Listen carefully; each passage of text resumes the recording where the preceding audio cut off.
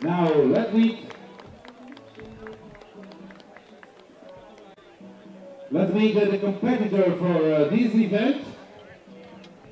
Number 1 from Italy, Giulia Barbaro. It's absolutely no surprise. Number 2 the Italian from Argentina, Martina Noale. Passionate when they come to their archery. The objective of this match, Nabil Hussein. So, well, Jim, as you said, an Italian in the lineup for this longbow bronze medal match, Giulia Barbaro, and she goes up against the Argentinian Martina Noale.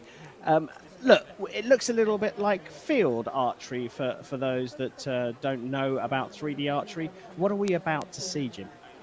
Well, I mean, it's not dissimilar from field, but 3D, it's definitely more of a simulated kind of hunting vibe. Instead of shooting at roundels, which are the round faces with a spot in the middle, you're shooting at a 3D animal or an object, and there are zones on that animal that represent the vital organs, and each one of those vital organs provides you with a different score.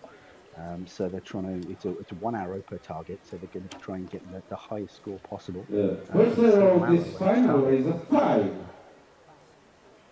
So Barbaro gets the match underway against Noale, as you can see, both lined up, and there are the targets. So a little bit unusual, not what we're used to, the targets representing, as Jim says,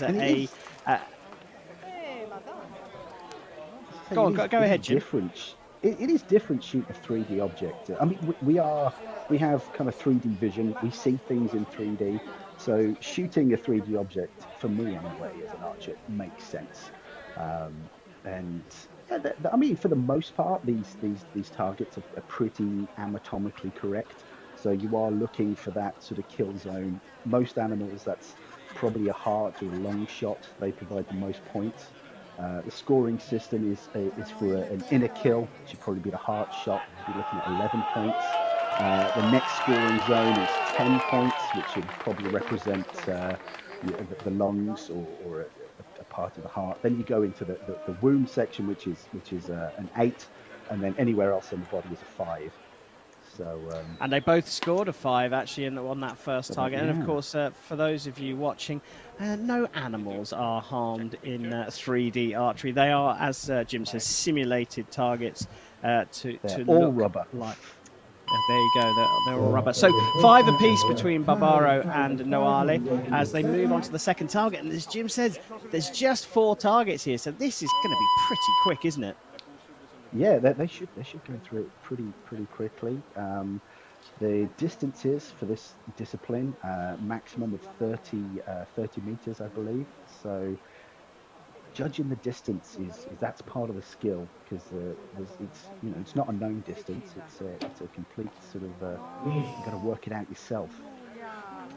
I think did we get a miss there? Oh.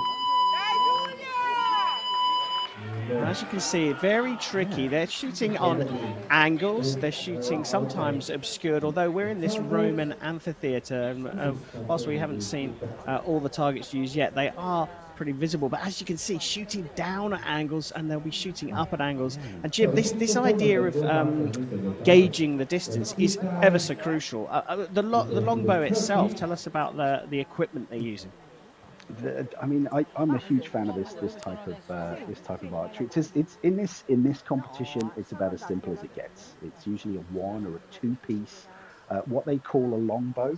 Over here in the UK, we tend to call this style of bow an AFB or an American flat bow, but the rest of the world calls this a longbow.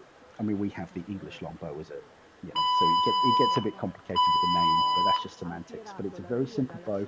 Some of the construction of these bows are stunning, and they can run a pretty high price as well, because they're usually all sort of handcrafted from expert bowyers from all over the world. It really is a fantastic bit of equipment, really. It's 5 on the line of the 8. That's really to. Close up of the target, and a good shot from Barbaro, but an even better one from Noale. Yeah.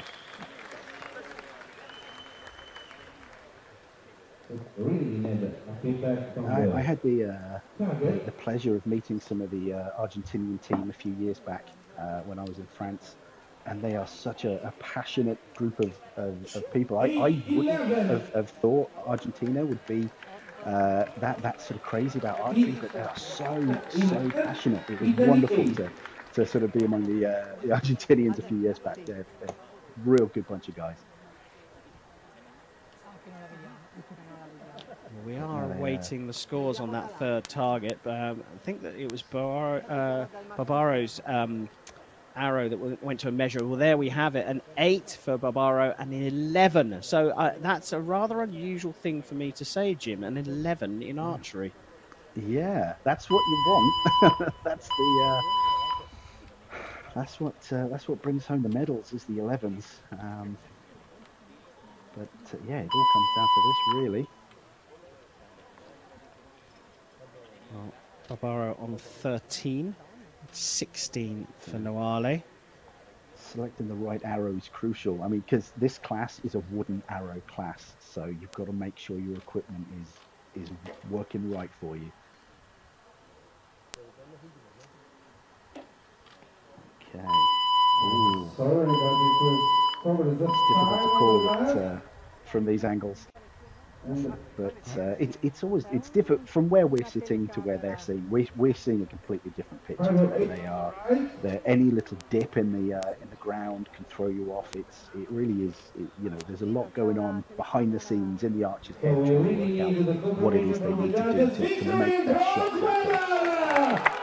Well, there we have it. The bronze medal does indeed go to Martina Noale.